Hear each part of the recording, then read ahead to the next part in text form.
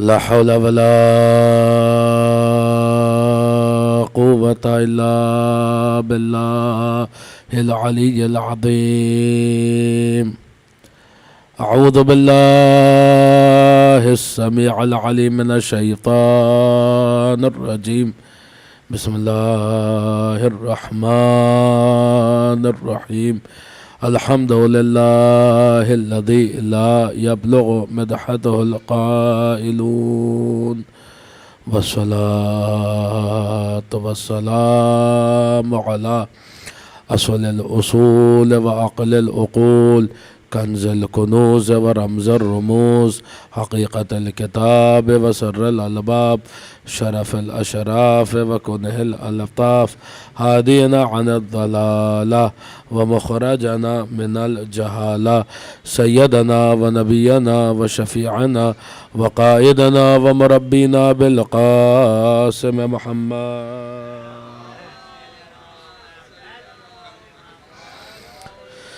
وآله الطيبين الطاهرين الذين أعطاهم الله ما لم يؤت أحدا من العالمين، طاطا كل شريف لشرفهم، وبقع كل متكبر لطاعتهم، وخضع كل جبار لفضلهم، وضل كل شيء لهم، والذين أذهب الله عنهم الرجس وطهرهم تطهيرا.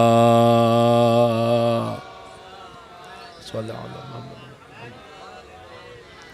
ولا سيما بقية الله في الأرضين روحي وأرواح العالمين لتراب مقدمه فداه، ولعنة الله على أعدائهم وأعداء شيعتهم أجمعين من الآن إلى أبد الآبدين. القول مني في جميع الأشياء قول آل محمد عليهم الصلاة والسلام، فيما سروا وما أعلنوا، فيما بلغني عنهم وما لم يبلغني. أما بعد، فقد قال الله عز وجل: يا أيها الذين آمنوا اصبروا وصابروا ورابطوا واتقوا الله لعلكم تفلحون. صلوات پڑھتے پر محمد و آل محمد. اللهم صل على محمد و آل محمد. اس مجلس اعزاء کی قبولیت کے لیے، معصومین کی تشریف آوری کے لیے اور اس کی روحانیت میں مزید اضافے کے لیے دل کی گہرائیوں سے ایک بلند ترین صلوات ارشاد فرما دے بر محمد و آل محمد. اللہم صلی علی محمد و آل محمد. شرح زیارت جامعہ کبیرہ اپنے تیسرے مرحلے میں داخل ہو رہی ہے. ہم نے اب تلک اولاً اس زیارت کی مختصر جو ریفرنسز ہیں، کن کتابوں میں، ہمارے اوریجنل سورسز میں کن کتابوں میں یہ زیارت وارد ہوئی، وہ آپ کی خدمت میں پیش کیا. اس کے اہمیت پر، اس کی فضیلت پر تھوڑی بہت گفتگو ہوئی ہے. پھر بات ہوئی تھی اس حوالے سے کہ راوی آ کر امام کی بارگاہ میں کہہ رہا ہے کہ فرزند رسول مجھے ایک ایسی زیارت سکھائیے، ایک ایسا قول سکھائیے، قولاً کاملاً بلیغاً، جو کامل بھی ہو اور بلاغت میں بھی اپنا کوئی ثانی نہ رکھتا ہو، اپنا کوئی جواب نہ رکھتا ہو. جس کے جواب میں امام نے تعلیم فرمایا کہ جب کسی بھی حرم میں داخل ہو، امام معصوم کی نجف، کاظمین، مشہد، سامرہ، کربلا، ان حرموں میں جب آپ کسی میں بھی داخل ہوں تو کل گفتگو کہاں پہ تمام ہوئی تھی کہ امام نے فرمایا 30 دفعہ شہادتین پڑھنے کے بعد 30 دفعہ کہو اللہ اکبر، پھر رفتہ رفتہ قبر کی طرف بڑھو، سکون اور وقار کے ساتھ قبر کی طرف بڑھو. قبر جب نزدیک آئے تو پھر ٹھہرو، اور پھر ٹھہر کے 30 دفعہ کہو اللہ اکبر، پھر اور قریب جاؤ اور 40 دفعہ کہو اللہ اکبر، یہاں تک کہ 100 کا عدد پورا ہو جائے، اور پھر زیارت جامعہ کبیرہ کا آغاز ہو رہا ہے. کل ہم نے تھوڑی گفتگو کی ہے تکبیر کے حوالے سے کہ جو مسلسل تکبیر کہروائی جا رہی ہے معصوم کے حرم میں داخل ہوتے ہوئے، اس کی ممکنہ وجوہات کیا ہیں، پاسبل ایکسپلینیشنز کیا ہو سکتی ہے. ایک وجہ تو یہ بیان کی گئی کہ زیارت جامعہ یقیناً آل محمد علیہ السلام کی معرفت کا خزانہ ہے، مگر فینسڈ وتھ توحید، اس کے گرد ایک حصار کھینچا گیا ہے، توحید کا حصار، کہ جب تم زیارت جامع کبیرہ پڑھتے پڑھتے فضائل اہل بیت کے عرش پہ پہنچ جاؤ، اس وقت تمہیں یاد رہے کہ ان کا کوئی خدا ہے، ان کا کوئی مالک ہے، وہ نہ کہہ دو جو ان کے دشمنوں نے کہا۔ یہ ایک بات کل عرض کی گئی۔ بات یہاں پہ کل کی تمام ہوئی تھی کہ اللہ اکبر کا مطلب کیا ہے، تو امام نے فرمایا تھا کہ اللہ اکبر، اللہ عموماً ترجمہ یہی کیا جاتا ہے سب سے بڑا ہے، تو امام نے فرمایا تھا من ای شے، کون سی شے سے خدا بڑا ہے؟ تو جواب دینے والے نے کہا من کل شے، اللہ ہر شے سے بڑا ہے۔ تو امام نے فرمایا کہ تو نے خدا کو محدود کر دیا، اس کا مطلب ہے کچھ اور بھی بڑے جن میں خدا بڑا ہے، تو نے خدا کو محدود کر دیا۔ پھر کیا مطلب ہے؟ تو امام نے فرمایا تو اللہ اکبر کا مطلب کیا؟ من ای یوسف، اللہ اس سے بڑا ہے کہ اس کی تعریف کی جائے، اس کی توصیف کی جائے، اس کی ثنا کی جائے۔ اہل بیت علیہ السلام کا بھی یہی معاملہ ہے، یہی مسئلہ ہے کہ ان کی ثنا بھی ہمارے وجود سے بڑھ کر ان کی ثنا ہے، نہیں کر سکتے ان کی ثنا۔ جبھی تو وہ خود اپنی زبان سے کہہ رہے ہیں کہ نحنو عزت اللہ و کبریاءہ، ہم اللہ کی عزت ہے اور ہم اس کی کبریائی ہیں۔ بہت توجہ، ہم اس کی کبریائی ہیں، کیا مطلب؟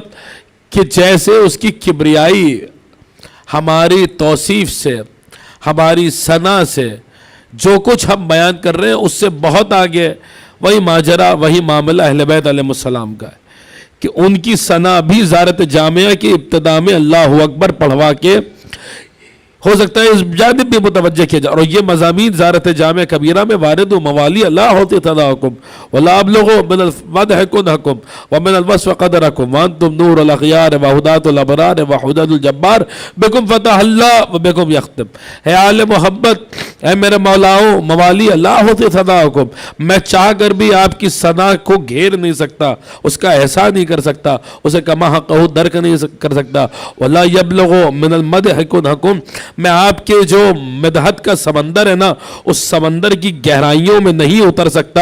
یہ سارے اعترافات زیارت جامع کبیرہ میں کروائے جا رہے ہیں کہ چاہ کر بھی میں جو کچھ کر لوں، وہ کچھ کرنے کے بعد بھی میں آپ کی ثنا نہیں کر سکتا۔ اور یہی ہمیں اس آیت تک لے کے آتا ہے جو آیت پڑھی تو تھی ہم نے پہلے دن، لیکن اس پر گفتگو کرنے کا موقع نہیں ملا، کہ ان اللہ وملائکتہ یصلون علی النبی یا ایھا الذین آمنوا صلوا علیہ وسلموا تسلیما۔ اللہم صل علی محمد۔ کہ بے شک اللہ اور اس کے ملائکہ، اس کے فرشتے درود پڑھ رہے ہیں۔ توجہ، اللہ درود پڑھ رہا ہے۔ اے ایمان لانے والوں، تم بھی پڑھو، تو ان کے سامنے ویسے تسلیم ہو جاؤ کہ جیسے کہ تسلیم ہونے کا حق ہے۔ کیا مطلب ہے درود کا؟ توجہ فرمائیے گا، اس کا، اس درود کا زیارت جامعہ سے بہت گہرا رشتہ ہے۔ ابھی ہم آپ کی خدمت میں، ابھی دیکھیں سب مقدماتی گفتگو ہو رہی ہے، ابھی اصل زیارت کا متن شروع ہی نہیں ہوا ہے۔ آپ اگر اصل میں غور فرمائیں تو ابھی متن زیارت پر گفتگو شروع ہی نہیں ہوئی ہے، لیکن مقدمات کا طے کرنا بہت ضروری ہے۔ ایک رشتہ ہے درود میں اور زیارت جامعہ میں، بلکہ ہر زیارت میں اور درود میں۔ وہ کیا ہے کہ اللہ درود پڑھ رہا ہے، اللہ درود بھیج رہا ہے۔ ایمان لانے والوں، ہم سے بھی مطالبہ کیا گیا کہ ہم بھی درود پڑھیں۔ کیا مطلب ہے درود کا؟ صلوات کا مطلب کیا ہے؟ توجہ فرمائے گا، صلوات کا مطلب کیا ہے؟ کہنے والوں نے کہا کہ صلوات کا مطلب ہے رحمت، دعائے رحمت۔ ٹھیک ہے، صلوات کے معنی یہ بھی لغت میں ڈکشنری میں آئے ہیں کہ صلوات کے معنوں میں سے ایک معنی ہے رحمت کے، دعائے رحمت۔ لیکن اب یہاں ہمارا سوال ہے کہ اگر صلوات کے معنی رحمت ہی کے ہیں، بہت توجہ فرمائیے گا، اگر صلوات کے معنی رحمت ہی کے ہیں تو اور بھی دیگر جو اذکار ہیں، مثلا نماز جنازہ میں ہم الگ سے کیوں کہہ رہے ہیں کہ ورحم علی محمد و آل محمد، خدا محمد و آل محمد پہ رحمت نازل فرما۔ اگر صلوات کے معنی رحمت ہے تو صلوات پڑھنے کے بعد دعائے سماعت میں بھی اس طریقے کے جملے ہیں، دیگر دعاؤں میں بھی آیا ہے کہ صلوات پڑھا جا رہا ہے اللہم صلی علی محمد وعلی محمد، بعد میں کہا جا رہا ہے ورحم محمد وعلی محمد، خدا محمد وعلی محمد پر رحمت نازل فرما۔ اس کا مطلب ہے کچھ تو فرق ہے صلوات میں اور رحمت میں، توجہ فرمائیے گا، کچھ تو فرق ہے، ماننا پڑے گا، چونکہ دونوں ایسا نہیں ہو سکتا جب ایک بار زبان سے کوئی کسی چیز کو ادا کر دیا گیا تو پھر اس کی تکرار کرنا اور اس تکرار کا کوئی موقع محل نہ ہو تو اس میں فصاحت و بلاغت چلی جاتی ہے۔ کل بات آئی تھی بلاغت کہتے کسے کہ اس میں کمپریہنسونیس ہونی چاہیے، اس میں یونیکنیس ہونی چاہیے۔ جب یونیکنیس ختم ہو جائے گی، انفرادیت ختم ہو جائے گی تو پھر کلام میں بلاغت نہیں رہ جائے گی۔ تو پھر یہ دو دفعہ جو ایک ہی بات ہے، اس کا مطلب ہے کہ کچھ فرق ہے، بھلی ہم نہ سمجھ پائے ہو لیکن کچھ تو فرق ہے۔ صلوات کے ایک معنی تو دعائے رحمت کے ہیں، یہ آپ کو لغت وغیرہ میں مل جائے گا، لیکن آپ پڑھیں کتاب العین پڑھیں، عربی زبان کی پہلی لغت کتاب العین، اس میں آپ کو ملے گا صلوات کے معنی، رحمت بھی معنی بیان ہوئے، دعا بھی معنی صلوات کے بیان ہوئے، لیکن ایک ایسا معنی بیان ہوا کہ جو ہمارے مسئلے کو حل کر رہا ہے۔ کیا؟ لکھنے والوں نے لکھا کہ صلوات کے معنوں میں سے ایک معنی ہے ثنا، یعنی تعریف کرنا، توصیف کرنا، شان بیان کرنا۔ صلوات کے معنوں میں سے ایک معنی ہے ثنا۔ اب ترجمہ کیجئے تو شاید بات سمجھ میں آئے کہ بے شک اللہ اور اس کے ملائکہ ان کی ثنا کرتے ہیں، اے ایمان لانے والو تم بھی ان کی ثنا کیا کرو۔ تو ہم فضائل پڑھتے ہیں، کیا کر رہے ہیں؟ ثنائی تو کر رہے ہیں ان کی، لیکن آپ نے دیکھا ہوگا فضیلت کا کوئی گوشہ آیا، کوئی نقطہ آیا، پھر صلوات پڑھوائی گئی۔ کیوں صلوات پڑھوائی جا رہی ہے؟ شاید وجہ یہ ہو کہ ہم اپنی جتنی ہماری اوقات ہے، جتنی ہماری رسائی ہے، جو ہماری حیثیت ہے، ہم اپنی حیثیت بھر آل محمد کی ثنا کرتے ہیں، اور زیارت جامعہ میں اس کا اعتراف کر رہے ہیں کہ موالی اللہ ہوتے تناؤ، اے آل محمد ہم آپ کی ثنا کا احسان نہیں کر سکتے، ہم سے جو بن پاتا ہے ہم وہ پیش کرتے ہیں، جتنی تعریف کر پاتے ہیں اتنی کرتے ہیں، جتنے فضائل پڑھ پاتے ہیں اتنے پڑھنے کے بعد ہم کہتے ہیں اللہم صلی علی محمد وعلی محمد۔ خدایا یہ تو ہماری اوقات تھی، یہ ہماری رسائی تھی، یہاں تک ہم پہنچ گئے، لیکن ہم نہیں جانتے کہ یہ 14 کیا ہے، ہم ان کی حقیقت نہیں جانتے، ہم ان کی عظمت کو کما حق درک نہیں کر سکتے۔ تو ان کا خالق ہے، تو ان کا مالک ہے، تو ان کا رازق ہے، تو جانتا ہے کہ یہ کیا ہے، ہم نہیں جانتے کہ یہ کیا ہے، لہٰذا اللہم صلی علی محمد وعلی محمد، خدایا تو ہماری طرف سے بھی ان کی ثنا کر دے، اپنی طرف سے بھی ان کی ثنا کر دے۔ ایک صلوات پڑھ دے بر محمد وعلی۔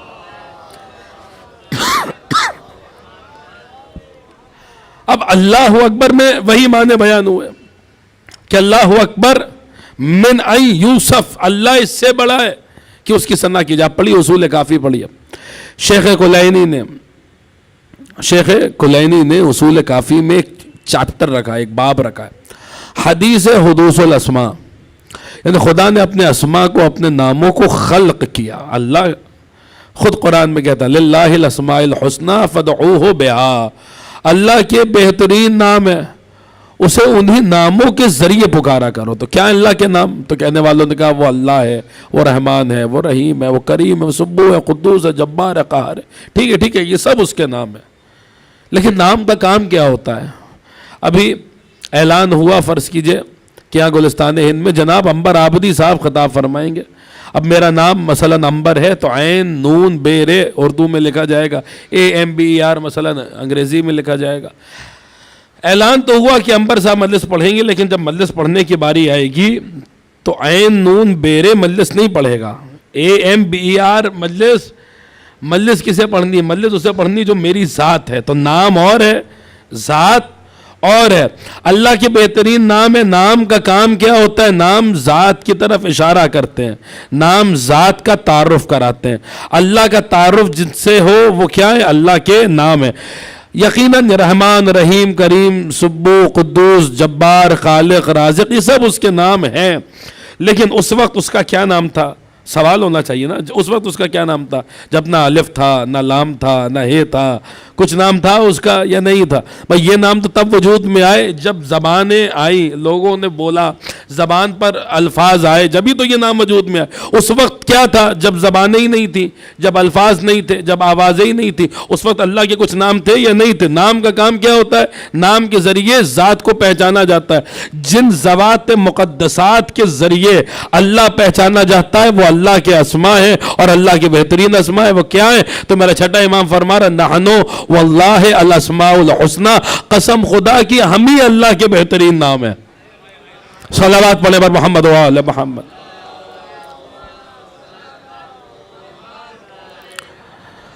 حدیث اردو سے اسماء اصول کافی میں شیخ کلینی نے نقل کی کہ امام نے فرمایا ان اللہ تبارک و تعالی خلق اسما، اللہ نے ایک اسم کو خلق کیا. سمجھ گئے اسم کا کام کیا ہوتا ہے؟ اسم کیا ہے؟ نام ہے. لیکن اب جو اس نام کی خصوصیات امام نے بیان فرمائی وہ کیا ہے؟ اس کی کیریکٹرسٹکس کیا ہے؟ کہ ان اللہ تبارک و تعالی خلق اسما، اللہ نے ایک اسم کو خلق کیا. نام بنتا ہے لفظ سے، لفظ سے، لفظ عین نون بیرے ملیں گے تو عنبر بنے گا. یہ زبان پر آئے گا تو عنبر کہلائے گا. لیکن امام فرما رہے توجہ، ان اللہ تبارک و تعالی خلق اسما، اللہ نے ایک اسم کو خلق کیا. کیسا اسم ہے؟ باللفظ غیر منتقن، ایسے لفظ کے ذریعے جو بولا نہیں جا سکتا. غور فرمائیے، یہ معارف آل محمد ہیں. آپ یہ سب سننے کی عادت ڈالیے. آپ عادت نہیں ڈالیں گے تو جو آپ کو سنا ہوا وہی آپ کو سناتا جائے، اور پھر اس میں کوئی محنت بھی نہیں کرنی. وہ کوئی آرام سے اگر وقت ہی خالی نکالنا ہے تو آدمی آرام سے وقت نکال سکتا ہے. لیکن ان باتوں کو سننے کی عادت ڈالی نہیں تو پھر عرض کر رہا ہوں یہ کتابوں میں بند رہ جائیں گی، کوئی آپ کے سامنے بیان کرنے والا پھر نہیں ہوگا. سننے کی عادت ڈالی. ان اللہ نے ایک اسم کو خلق کیا. کیسا نام ہے؟ باللفظ غیر منتقن، ایسے لفظ کے ذریعے جو بولا نہیں جا سکتا. وباللون غیر مسبوغ، ایسے رنگ کے ذریعے اللہ نے اس نام کو بنایا جو رنگا ہوا نہیں ہے. وبالوصف غیر منعوت، اس کی ایسی صفت رکھی کہ جو بیان نہیں کی جا سکتی. اس اسم کی بات ہو رہی ہے، اللہ کی بات نہیں ہو رہی ہے. عنبر آبدی کی ذات اور ہے، عنبر آبدی کا نام اور ہے. نام میں یہ خصوصیات رکھی ہیں اللہ نے. اب سوچئے جب اللہ کا نام یہاں پر ہے تو اس کی ذات کہاں پر ہوگی؟ ہم کیا مان کے بیٹھ رہے ہیں اور آل محمد ہمیں کہاں پہنچانا چاہ رہے ہیں؟ اللہ نے اپنے نام کی خصوصیات رکھے کہ باللفظ غیر منتقن، ایسا لفظ کہ جو بولا نہیں جا سکتا. وباللون غیر مسبوغ، ایسا رنگ کہ جو رنگا ہوا نہیں ہے. وبالوصف غیر منعوت، ایسی صفت کہ جو بیان نہیں کی جا سکتی، جس کی تعریف نہیں ہو سکتی. یہ کیسا نام ہے؟ کہا گیا مباعد عنہ الحدود، یہ ایسا نام ہے جس سے حدوں کو دور رکھا گیا ہے. یعنی یہ نام in comparison to the creation, not to the creator, مخلوق کے مقابلے میں یہ نام لامحدود ہے. توجہ توجہ، بہت توجہ. آپ سمجھ رہے ہیں؟ ہم آپ جیسی مخلوق کے مقابلے میں، بیان کہتے والے کہتے ہیں صاحب ہر چیز کی حد ہوتی ہے، ان کی بھی حد ہے. حد ہے یہ کون بتائے گا کہ کیا حد ہے؟ بمبئی کی حد کیا ہے وہی بتائے گا جس نے بمبئی شہر کو کبھی کراس کیا ہو. آپ علی کی حد بتائیں گے؟ آپ نے کبھی علی کے مقام کو کراس کیا جو آپ بتا پائیں؟ علی نے خود اپنی ایک ہی حد بتائی ہے، ان 14 نے ایک ہی حق بتایا. کیا؟ کہ ہمارا ایک رب تسلیم کرو، ہمارا ایک خدا مانو، قولوا ما شئتم، پھر بتاؤ کہہ کر کے ہم کیا ہیں. صلوات پڑھے بر محمد و آل محمد. اب میں کیا کروں؟ گزشتہ برس میں شاید یہ بات پڑھ چکا ہوں لیکن ابھی پھر یاد آ رہی ہے. تذکر کے لیے ہی سن لیجئے، اور اگر بھول گئے تو پھر یاد دہانی ہو جائے گی. کل حدیث جو ہم نے جس کتاب المومن کی حدیث میں بات تمام کی تھی کہ اللہ تو اللہ یاد ہے آپ کو الخلق لا يقدر على كن صفت اللہ وكما لا يقدر على كن صفت اللہ فكذلك لا يقدر على كن صفت الرسول وكما لا يقدر على كن صفت الرسول فكذلك لا يقدر على كن صفت الامام وكما لا يقدر على كن صفت الامام فكذلك لا يقدر على كن صفت المؤمن. اللہ تو اللہ، رسول تو رسول ہے، امام تو امام ہے. ساری کائنات مل کر ایک مومن کو نہیں سمجھ سکتی. یہی پر کل کی گفتگو تمام ہوئی تھی. ایک مومن. اب میں کیا کروں، مجھے میر انیس یاد آ رہے ہیں. ایک بند سن لیجئے، گزشتہ پر شاید میں نے پڑھا تھا، میں پھر پڑھے دے رہا ہوں. میر انیس خدائے سخن نے اسی بات کو نظم کیا ہے کہ ابھی مومن سمجھ میں نہیں آیا. یعنی میں پڑھ رہا ہوں مگر میں نے خود کو نہیں سمجھا.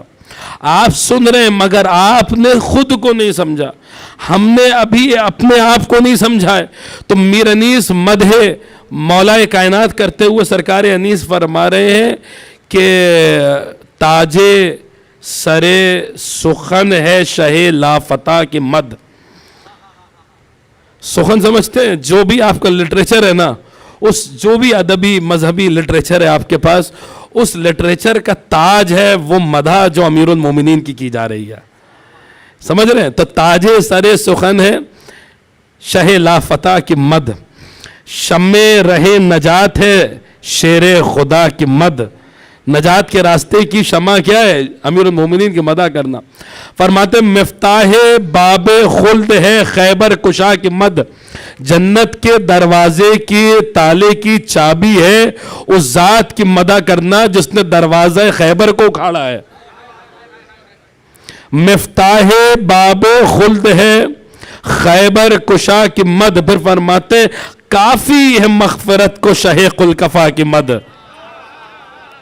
کافی ہے مغفرت کو شہ قلقفا کی مد. بیت میں فرماتے کہ اہل ولا ہے گر تو ثنائے ولی کرے، اعلیٰ وہی زباں ہے جو ذکر علی کرے.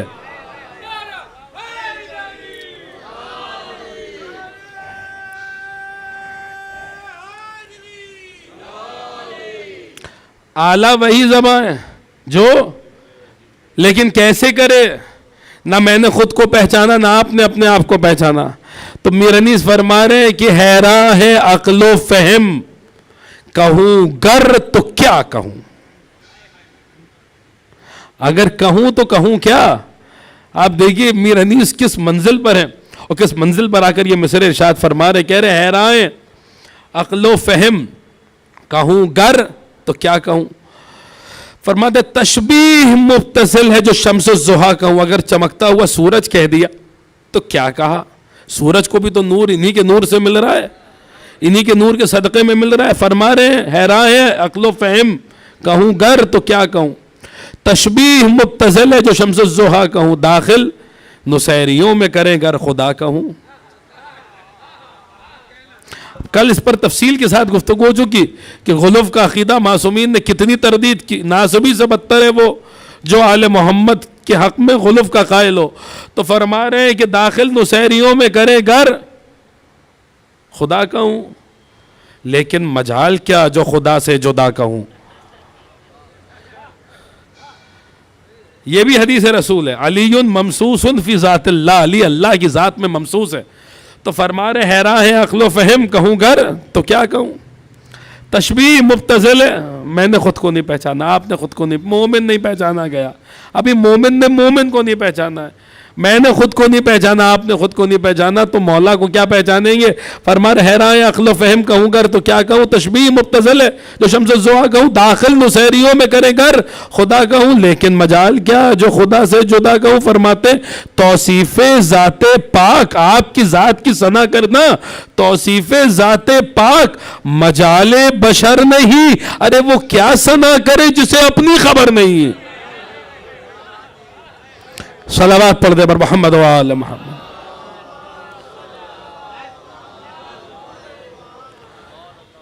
اب دیکھیے مفہوم صلوات سے مفہوم اللہ اکبر کو سمجھیے کہ بار بار اللہ اکبر کہلوا کے ہمیں سمجھایا جا رہا ہے کہ تم جس کی بارگاہ میں پہنچ رہے ہو نا وہ انہی صفات کا مظہر ہے.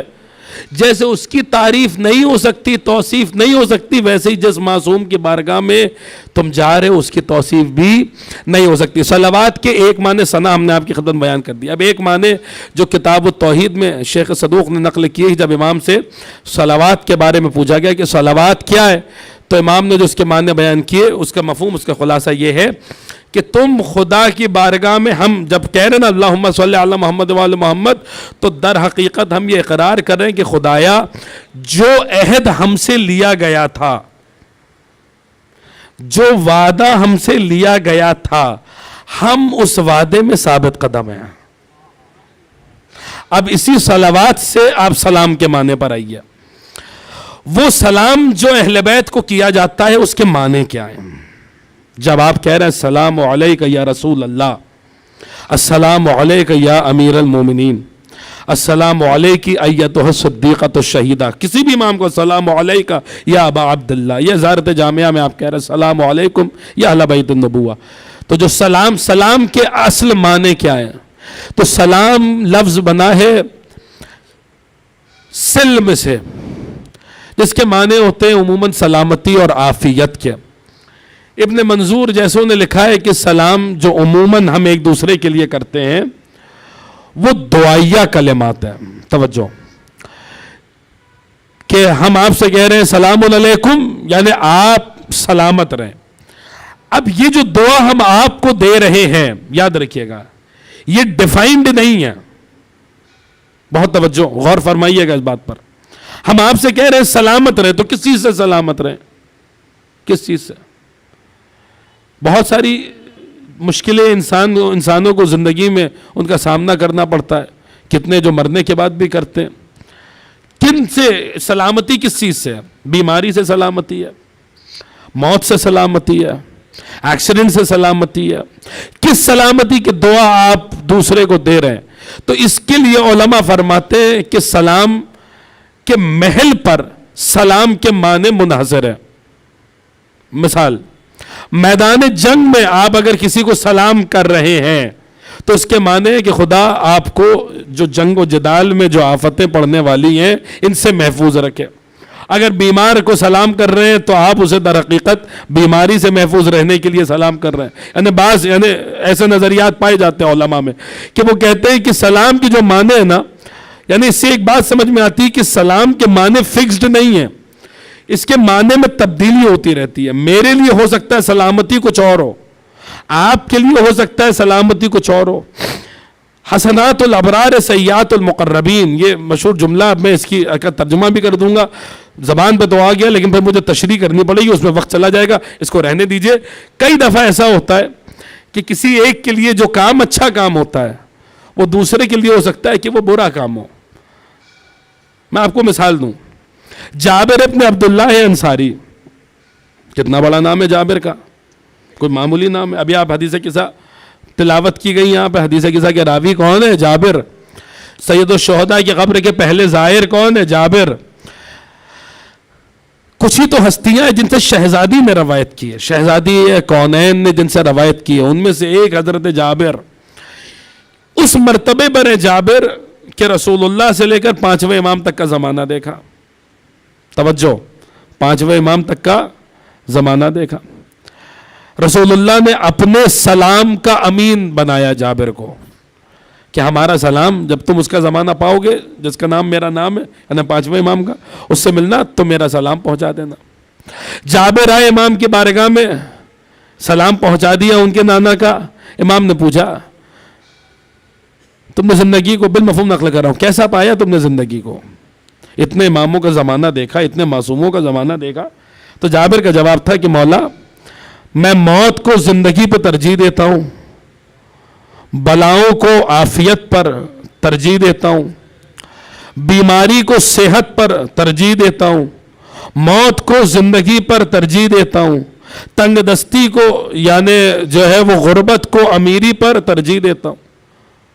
کوئی معمولی بات ہے؟ ہمارے لیے یہ بات کتنی بڑی بات ہے، کتنی بڑی بات ہے، عام بات ہے، کوئی جملہ کہہ سکتا ہے۔ اور ظاہر سے بات ہے امام کی بارگاہ میں کہہ رہے ہیں، وہ جابر جیسا آدمی تو کہیں جھوٹ کا شائبہ تو نعوذ باللہ نستجیر باللہ ہو نہیں سکتا۔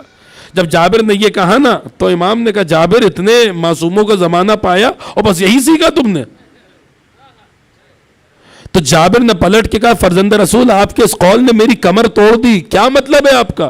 کہ یہ تمہاری، میں اپنے لفظوں میں بتا رہا ہوں، اتنے معصوموں کا زمانہ پا کر بھی یہ تمہاری میں نہیں گئی کہ میں موت کو زندگی پہ ترجیح دیتا ہوں، میں بیماری کو صحت پہ ترجیح دیتا ہوں، میں غربت کو امیر، یہ میں کہاں سے آ گئی؟ اللہ جس حال میں رکھے اس حال پہ راضی ہونا. اگر اللہ بیماری دے رہا ہے تو بیماری پہ راضی ہونا ہے، اگر اللہ صحت دے رہا ہے تو صحت پہ راضی ہونا ہے، اگر اللہ موت دے رہا ہے تو موت پہ راضی ہونا ہے، اگر اللہ زندگی دے رہا ہے تو زندگی پہ راضی ہونا، اگر اللہ غربت دے رہا ہے تو غربت پہ راضی ہونا، اور اگر اللہ امیری دے رہا ہے تو امیری پہ راضی ہونا. اتنے اماموں کا، اتنے معصوموں کا زمانہ پانے کے بعد ابھی آپ کو سمجھ میں آیا کہ حسنات الابرار. اب جابر کے نزدیک وہ ایک نیک کام کر رہے تھے، لیکن امام نے جب کانسیپٹ سمجھایا تو بتایا کہ حقیقت کیا ہے. تو سلام کے معنی کے ساتھ، تھوڑی سی آواز اس کی کھول دیجئے، ابھی وقت ہے، کہ سلام کے معنی میں یہی ہوتا ہے کہ میرے لیے معنی کچھ اور ہوگا، آپ کے لیے سلام کا معنی کچھ اور ہوگا. بندے جب بندوں کو سلام کریں گے، توجہ، تو معنی کچھ اور ہوگا. بندے جب امام معصوم کو سلام کریں گے تو معنی کچھ اور ہوگا. صلوات پڑھیں تو میں عرض کروں آپ کی خدمت میں برنامہ کروں.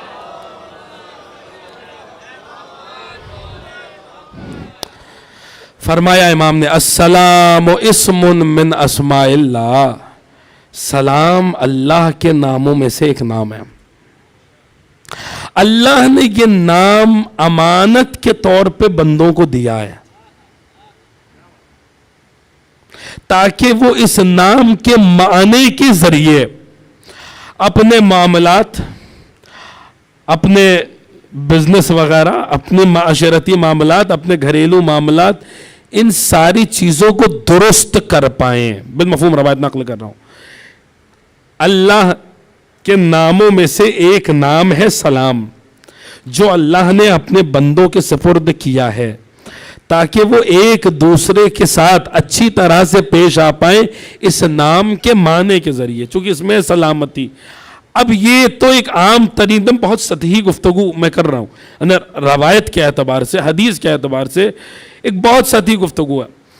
اگر آپ روایات کا مطالعہ کریں تو آپ کو ملے گا کہ آپ نماز میں بھی سلام کر رہے ہیں، السلام علینا وعلی عباد اللہ الصالحین، اللہ کے صالح بندوں پر سلام کر رہے ہیں. اس سلام کے معنی کچھ اور بیان ہوئے ہیں، توجہ فرمائیے گا. لیکن جب آپ کہہ رہے ہیں اہل بیت کی بارگاہ میں سلام، تو اس سلام کا معنی کچھ اور بیان ہوا ہے. میں ابھی آ رہا ہوں، احادیث پڑھ رہا ہوں، لیکن ذرا اس بات کو سمجھیے. کوئی آپ کو کچھ سمجھا دے، یاد رکھیے گا، دن ہے، اب کوئی کہتا رہے کہ تم فلاں کام کر لو گے تو دن یہ جو ہے یہ رات ہے، یہ رات ہو جائے گا، تو اس کے کہنے سے حقیقت تو نہیں بدل جائے گی نا. دن تو دن ہی رہے گا، رات تو رات ہی رہے گی. اس کے کہنے سے، کسی کے کچھ کہہ لینے سے حقیقت میں تبدیلی نہیں آتی. حقیقت تو حقیقت رہتی ہے. سورج اگر آسمان پہ چمک رہا، کوئی کہے نہیں یہ چاند ہے، تو اس کے چاند کہہ دینے سے کیا ہوتا ہے بتائیے مجھے؟ اس کے چاند کہہ دینے سے حقیقت تو نہیں بدل جائے گی، چاند تو چاند رہے گا. آپ کو کوئی لاکھ سمجھاتا رہے اچھے کام کرو، یقیناً کرو. جو اہل بیت سے جتنا قریب ہوگا وہ اتنے اچھے کام کرے گا. اہل بیت کی محبت میں تاثیر پائی جاتی ہے کہ وہ انسان کے قلوب کو منقلب کر دیتی ہے اچھے کاموں کی طرف. جو اہل بیت سے جتنا قریب ہوگا وہ اتنی نیکیاں انجام دے گا، اتنی عبادتیں انجام دے گا. لیکن اب سمجھیے، سمجھ کا پھیر ہے. آپ کو یوں کوئی نیکیوں کی طرف لائے کہ بھائی اہل بیت کے چاہنے والے ہو، اہل بیت خوش ہوں گے جب تم نمازیں پڑھو گے، روزے رکھو گے، والدین کی اطاعت کرو گے، اچھے کام کرو گے، یہ ایک الگ بات ہے. کوئی یہ سمجھانے کی کوشش کرے آپ کو کہ بھیا اچھے کام کرو، چونکہ نعوذ باللہ نستجیر باللہ کہ تم نے بہت اچھے کام کر لیے تو تم بھی مولا کائنات بن سکتے ہو. دونوں کے درمیان فرق سمجھیے. کوئی آپ کو لاکھ یہ باتیں سمجھائے کہ خوب عبادتیں کرو تو تم بھی علی بن جاؤ گے، سمجھ جائیے گا وہ بے وقوف بنا رہا ہے. کسی کے کچھ کہہ دینے سے سورج رہے گا، چاند نہیں ہو جائے گا. حقیقت نہیں بدلی جا سکتی. آل محمد کی نوع الگ ہے، سمجھ لیجئے. یہ باتیں ایک دم اس سے صاف لفظوں میں نہیں سمجھا سکتا. یہاں لا یقاس کی منزل ہے. قیاس نہیں ہو سکتا کسی کا آل محمد سے, قیاس نہیں ہو سکتا. قیاس آئے تھے لوگ, ارے ہم کیا قیاس کریں گے آل محمد سے؟ کیا کوئی علی بنے گا, کیا کوئی زہرا بنے گا, کیا کوئی حسین بنے گا؟ کیسی کیسی باتیں کی جا رہی ہیں ممبروں سے کہ صاحب جو ہے وہ مجلس کس کام کی جہاں حسین نہ. ارے کون بنائے گا دوسرا حسین؟ بتائیے, اللہ نے دوسرا حسین بنایا یا نہیں؟ ہم جیسے ذاکر بنا پائیں گے دوسرا حسین؟ کہاں سے یہ بات دماغوں میں بار بار سمجھائے گا. آئے لوگ چوتھے امام کے پاس, پانچویں امام کے پاس کہ آپ کے بابا زین العابدین ہیں, سید الساجد, اتنی عبادتیں کر رہے ہیں, ہمیں ڈر ہے کہ ہم اپنے امام سے محروم ہو جائیں گے. ان سے کہیے کہ ہمارے لیے عبادتوں میں کمی کر دیں, اتنی نہ عبادتیں کریں. تو وہ امام جو زین العابدین ہے, جو سید الساجدین ہے, جو سجدوں پہ سجدے کرنے والا ہے, پانچویں امام شیعوں کو لے کر آئے چوتھے امام کے پاس کہ بابا آپ کی شیعہ کہہ رہے ہیں عبادتوں میں کچھ کمی کیجئے. امام ذوالصفنات ہیں جس کے معنی یہ بیان ہوئے کہ اتنے سجدے کرتے تھے کہ سال میں 2 دفعہ آپ کے پیشانے پہ جو سجدے کے اثرات ہوتے تھے وہ کاٹے جاتے تھے, وہ قطع کیے اتنے کثرت کے ساتھ سجدے کرنے والا امام کہہ رہا ہے. جب ان کی بارگاہ میں ان کے شیعہ آئے کہنے لگے اتنی عبادتیں مت کیجئے, ہم اپنے شیعہ اپنے امام سے محروم نہ ہو جائے. اس وقت امام کے جملے کیا تھے؟ مولا نے اپنے بیٹے سے فرمایا کہ لاؤ میرے دادا علی کی عبادتوں کا صحیفہ تو لے کر آؤ. اور پانچویں امام مولا کائنات کی عبادت کا صحیفہ لے کر آئے. تو روایت کے جملے یہ کہ چوتھے امام اس کے پیجز کو, اس کے اوراق کو پلٹتے جا رہے تھے اور کہتے جا رہے تھے کس میں دم ہے جو علی جیسی عبادت کر کے دکھلائے. ایک صلوات پڑھیں بر محمد و آل محمد. تو امام ہمیں کچھ سمجھا رہے کہ تم جہاں پر ہو وہاں پر تم کمال حاصل کرنے کی کوشش کرو. نوع ہی مختلف ہے بھائی. خرگوش کے ساتھ دوڑے گا, اس کی نوع دیکھو, اس کے معاملات دیکھو, اس کی صنف دیکھو. جمادات کا مقابلہ جمادات کے ساتھ ہوگا, نباتات کے ساتھ نہیں ہوگا. نباتات کو نباتات کے ساتھ مقابلہ ان کا کیا جائے گا, حیوان کے ساتھ نہیں ہوگا. حیوان رہے گا, انسان نہیں بن پائے گا. انسان رہے گا, اللہ کے اسماء کا مظہر نہیں بن پائے گا. وہ جو اللہ کے مسئلے اعلیٰ ہے وہ مسئلے اعلیٰ نہیں بن سکتا. تو کہنے کا مقصد یہ بار بار سمجھایا گیا قیاس نہیں ہو سکتا.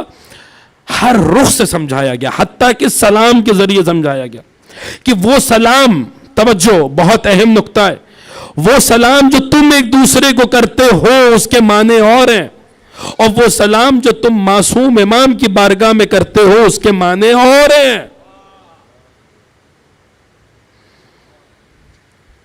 معنی میں فرق ہے.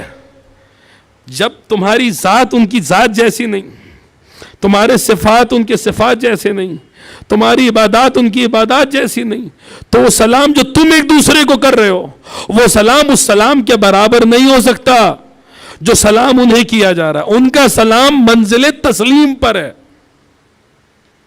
آئے درود کا خاتمہ ہو رہا ہے تسلیم پر. وسلموا تسلیما, ایسے تسلیم ہو جاؤ جیسے کہ تسلیم ہونے کا حق ہے. تسلیم کسے کہتے ہیں؟ تسلیم کہتے ہیں سبمشن کو. سبمشن, ہم آپ کی صحت کی دعا کر سکتے ہیں سلام کر کے, ہم آپ کے آگے سبمٹ نہیں ہوں گے چونکہ آپ بھی ہماری طرح انسان ہیں. ہم اسی کے آگے سبمٹ ہوں گے جو معصوم ہے, جو ہر خطا سے پاک ہے. اللہ نے انسان کو وہ وقار عطا کیا ہے کہ انسان ایک دوسرے کے آگے تسلیم کیوں ہوں گے. ہم آپ کے سامنے آپ کی ہر بات کو ہم جو ہے آمنا و صدقنا نہیں کہیں گے. تسلیم اس کے آگے ہونا ہے جس کا حق ہے کہ تسلیم ہوا جائے, چونکہ اس کی ہر بات صحیح ہے, اس کی کسی بات میں کوئی خطا نہیں ہے, اس کی کسی بات میں کوئی غلطی نہیں. اسی لیے تو پوچھا, اسلام نام ہی ہے تسلیم کا. پڑھی تفسیر برہان, پوچھا گیا امام پنجم سے کس کے آگے تسلیم ہونے کا نام اسلام ہے, تو فرمایا الاسلام ہوا تسلیم علی, اسلام علی کے آگے تسلیم ہو جانے کا نام ہے. ایک صلوات پڑھ دیں بر محمد و آل محمد. سلام جو ان کو ہو رہا ہے وہ در حقیقت منزل تسلیم پر ہے. وہ کون سی تسلیم ہے؟ اب روایت سن لیجیے. آج صرف روایت, شاید میں روایت یہ مکمل بھی نہ کر پاؤں. داؤد رقی صحابی ہیں ہمارے اور آپ کے چھٹے امام، امام جعفر صادق علیہ الصلوۃ والسلام.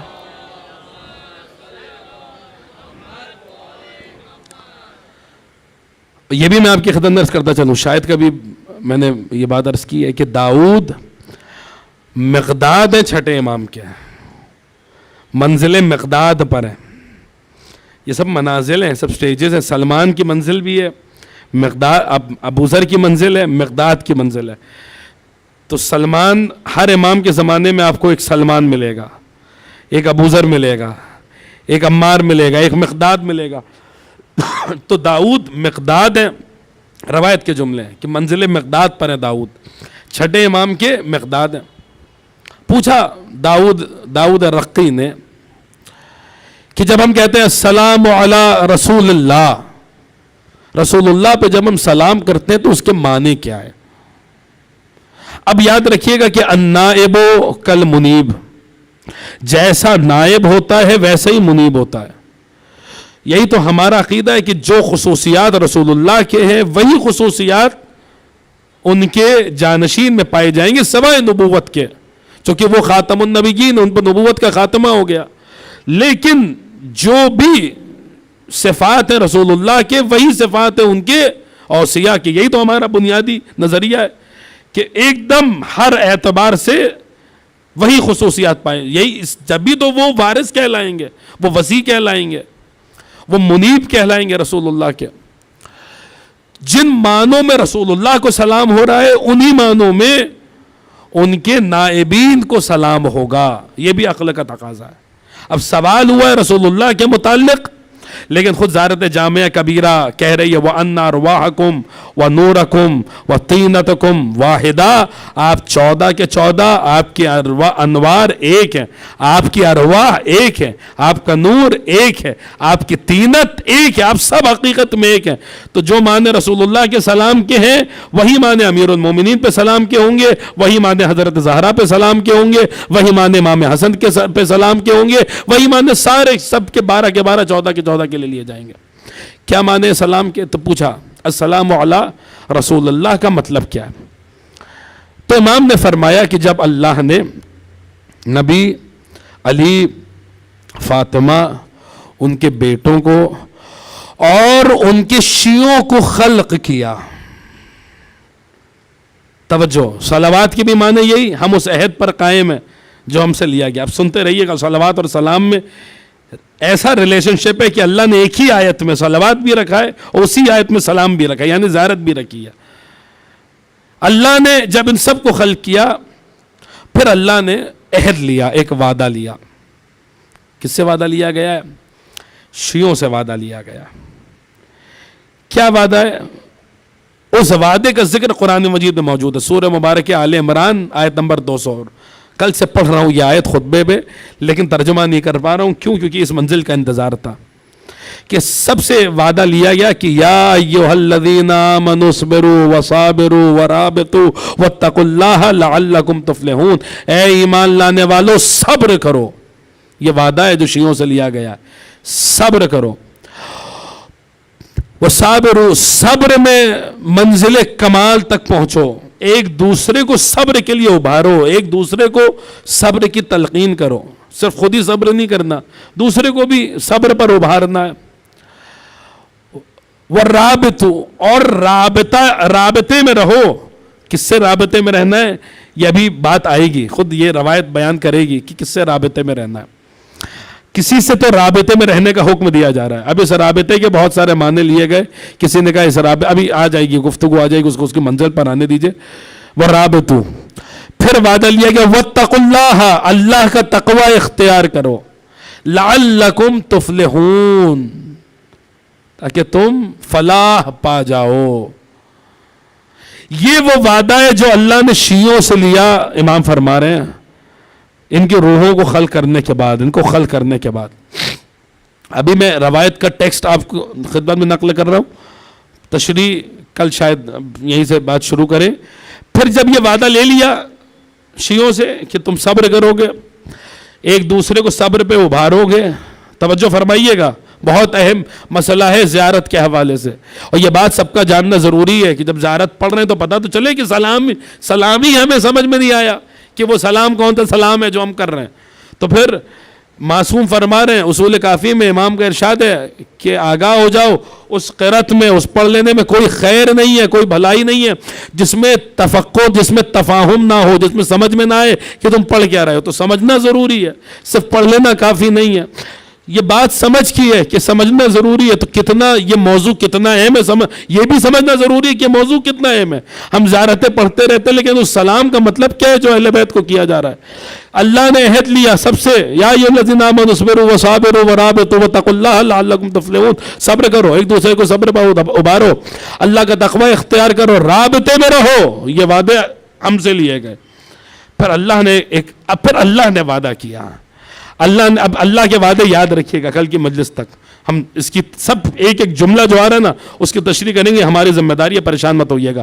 اللہ نے ان سے وعدہ کیا کہ ہم جب تم یہ سب کر لو گے نا تو ہم تمہیں ایک حرم آمن عطا کریں گے، یعنی امن والا حرم عطا کریں گے، ارض مقدسہ عطا کریں گے، یعنی مقدس سرزمین عطا کریں گے۔ ہم یبدل اللہ الارض التی من السلام، اللہ نے وعدہ کیا کہ ہم اس ساری زمین کو بدل دیں گے سلامتی ہی سلامتی میں۔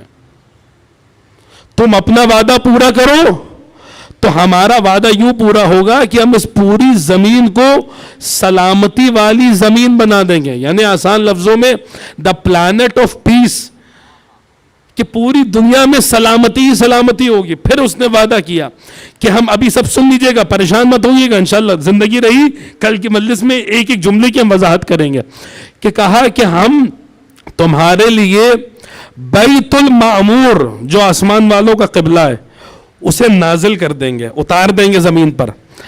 سقف المرفوع، اب یہ کیا چیز ہے یہ کل ہم آتے ہیں اس کی پر کہ سقف المرفوع کیا ہے۔ اللہ نے وعدہ کیا کہ ہم سقف المرفوع کو تمہیں دکھلا دیں گے، اس پوری زمین کو سلامتی والی زمین بنا دیں گے۔ امام کچھ وعدے اللہ نے شیعوں سے لیے، کچھ وعدے اللہ نے شیعوں سے کیے۔ اس وعدے کا تعلق ہے لفظ سلام سے، کہ جب تم رسول اللہ کو سلام کر رہے ہو اس کے معنی خیریت اور عافیت نہیں ہمارے آپ کی، وہ تم بچے رہو سلامت رہو، کائنات بچی ہے تو ان کی وجہ سے، زمین آسمان ہے تو ان کی، ہم کیا ان کو خیریت اور عافیت کی دعا دیں گے کہ آپ کو خدا سلامت رکھے؟ یہ معنی ہے امام زمان کو آپ یہ سلام کریں گے کہ خدا آپ کو، آپ سوچیں ان کی وجہ سے تو ہم سلامت ہیں بھائی، ان کی سانسیں چل رہی ہیں تو کائنات چل رہی ہے۔ کن معنوں میں سلام ہے؟ یہ سلام کیا ہے؟ یہ تجدید عہد ہے بارگاہ معصوم میں، کہ ہم نے جو وعدہ وہاں پر کیا تھا ہم اس وعدے پر قائم ہیں۔ خدایا ہم اپنے وعدے کو پورا کر رہے ہیں، تو بھی عنقریب اپنے وعدے کو پورا کر دے۔ آپ نے روایت سن لی، اب اس کی تشریح کل سنیے گا، صلوات پڑھ دے بر محمد و آل محمد۔ بس عزیزان گرامی، ابھی تو میں نے روایت کا ٹیکسٹ آپ کی خدمت میں نقل کیا ہے، مجھے پتا ہے کہ آپ کو بہت اس میں بزرگ بہرحال مجھ سے بہتر جانتے ہیں، میں اپنے ہم سے کم سے برادران کے لیے عرض کر رہا ہوں کہ ہو سکتا ہے کچھ الفاظ انہیں ایک دم سمجھ میں نہ آئے ہوں کہ یہ کیا بات کر رہے ہیں، یہ کیا کہہ رہے ہیں، کس زبان میں گفتگو ہو رہی ہے، ایک دم پریشان مت ہوئیے گا۔ آج صرف ہم نے نقل روایت کیا، سمجھانا ہماری ذمہ داری ہے۔ کل وقت سے تشریف لے آئیے، ہم آپ کی خدمت میں یہیں سے گفتگو شروع کریں گے کہ اس سلام، اس کی یہ جو روایت داؤد رقی ہے نا، اس کو ہم تفصیل کے ساتھ آپ کی خدمت میں نقل کریں گے۔ اس سلام کے تفصیلی معنی کیا، اس کے کیا کیا معنی ہو سکتے ہیں، اور کن کن باتوں کی طرف معصوم نے اشارہ فرمایا کہ جب ہم معصوم کو سلام کرتے ہیں۔ عزیزان گرامی، بات تمام کر دی آج کی۔ وہی جو سلامتی والا گھر تھا جس کی وجہ سے کائنات سلامت ہے، وہی گھر کربلا کے میدان میں اجڑ گیا، جس کی وجہ سے زمین و آسمان سلامت تھی، اسی گھر کو لوٹ لیا گیا میدان کربلا میں۔ عزیزوں، عاشورے کا دن تمام ہوا، اب یہ قافلہ کوفے پہنچ چکا ہے۔ کون سا قافلہ؟ اسیروں کا قافلہ، جس قافلے میں بیویاں ہیں بے کجاوا اونٹوں پہ سوار ہیں، سروں سے چادریں چھن چکی، کچھ سر ہیں جو نوکے نیزہ پہ بلند ہیں، بازار کوفہ کا مرحلہ ہے، دربار کوفہ کا مرحلہ ہے۔ عزیزان گرامی، کوفہ آل محمد کے مصائب کی کائنات ہے۔ کوفہ کتنے مصائب اس شہر میں دیکھے گئے ہیں، کتنے مظالم ہیں جو اس شہر میں آل محمد پہ ڈھائے گئے ہیں۔ کوفے میں کیا کچھ نہیں ہوا، یہی تو کوفہ ہے جس کوفے میں علی کے سر پہ ضربت لگائی گئی، یہی وہ کوفہ ہے جس کوفے میں حضرت مسلم کو دارالامارہ کے بلندی سے زمین پر پھینکا گیا، اسی کوفے میں اب آل محمد کا لٹا ہوا قافلہ آ رہا ہے۔ بس سنیے ایک روایت، میں مجلس کو تمام کروں۔ جب کوفے کے بازار میں یہ قافلہ آیا، عزیزان گرامی محسوس کیجئے گا، آپ نے محسوس کر لیا تو جب جب یاد آئے گا، جب جب روئیں گے، ایک رخ سے دیکھیے تو کوفہ زینب کے لیے شام سے سخت مرحلہ ہے۔ یقیناً شام کی سختیاں دشواریاں اپنی جگہ، شام کا بازار، وہ 700 کرسی نشینوں کا شام کا دربار، وہ شام کا زندان جس میں حسین کی بیٹی نے تڑپ تڑپ کے دم توڑ دیا، وہ شام کے مصائب، کوئی اندازہ نہیں لگا سکتا کہ شام میں کیا قیامت ڈھائی گئی ہے کہ امام بار بار کہتے تھے الشام الشام الشام۔ امام سے جب پوچھا جاتا تھا، عابد سے، جب وطن میں کسی نے کیا کلام، گزرے کہاں زیادہ قلق تم پہ یا امام، حضرت نے 3 بار کہا شام شام شام۔ ارے سر کھولے میرا کنبہ تھا اور گرد خاص و عام، زینب کو دیکھ دیکھ عدو شاد ہوتے تھے، بابا کا سر بھی روتا تھا اور ہم بھی روتے تھے۔ وہ شام کے مصائب ہیں، لیکن اس رخ سے دیکھیے گا تو کوفہ شام سے سخت منزل کا نام ہے۔ بس مجلس تمام ہو گئی، 1 منٹ کے اندر مجلس تمام ہو گئی۔ کس رخ سے عزیزان گرامی، اگر کوئی پردیس میں لوٹا جائے تو انسان کو یہ اطمینان رہتا ہے یہاں کوئی مجھے جانتا نہیں ہے، یہاں کوئی مجھے پہچانتا نہیں ہے، لیکن اگر کوئی اپنے محلے میں لوٹا جائے اس کا دل یہ سوچ سوچ کے گھبراتا ہے یہاں سب مجھے جانتے ہیں، یا سب مجھے پہچانتے ہیں۔ زینب اسیر ہو کے شام پہلی دفعہ گئی تھی، مگر کوفہ یہ وہی کوفہ ہے جس کوفے میں کبھی زینب شہزادی بن کر آئی تھی، جہاں علی کی حکومت تھی۔ آج اسی کوفے میں زینب داخل ہو رہی ہے تو کہ شان سے کہ بازار سجائے جا رہے ہیں، کوفہ سجایا جا رہا ہے، علی و فاطمہ کی بیٹیاں بے کجاوا اونٹوں پہ سوار ہیں، منادی ندا دے رہا ہی سبایا بنا تو رسول اللہ ہے، دیکھنے والوں دیکھو یہ رسول اللہ کی نواسیاں ہیں، یہ علی و فاطمہ کی بیٹیاں۔ مجلس تمام ہو گئی۔ عزیزان گرامی، اسبغ ابن نباتہ، مولا کائنات کا چاہنے والا اسبغ ابن نباتہ کے بیٹا، وہ روایت کرتے ہیں کہ میں کوفے کے بازار میں داخل ہوا، مجھے نہیں پتا تھا کیا ہوا ہے، کوفے کا بازار سجایا جا رہا تھا۔ میں نے کہا کہ آج مسلمانوں کی کوئی عید ہے تو کوفہ سجایا جا رہا ہے۔